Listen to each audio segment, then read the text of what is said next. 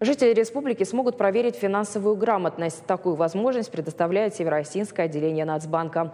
28 сентября состоится День открытых дверей. Посетителям расскажут, по каким признакам определить подлинность банкнот, покажут выставку «250 лет российским бумажным деньгам». Также можно будет посмотреть, как проходит процедура сдачи биометрических данных для дистанционного получения банковских услуг.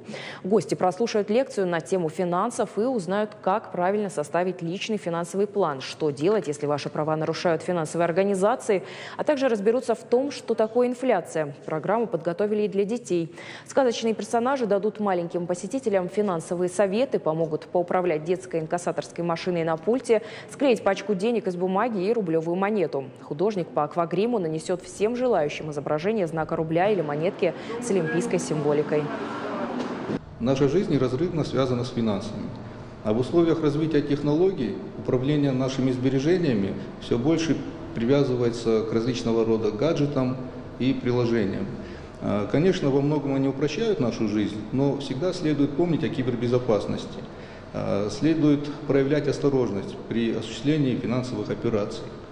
В связи с важностью финансового просвещения населения Банк России уже 4-й раз проводит День открытых дверей. Очередное мероприятие состоится в эту субботу в здании отделения Национальный банк Республики Северная Осетия Алания, куда мы приглашаем всех жителей и гостей нашей республики.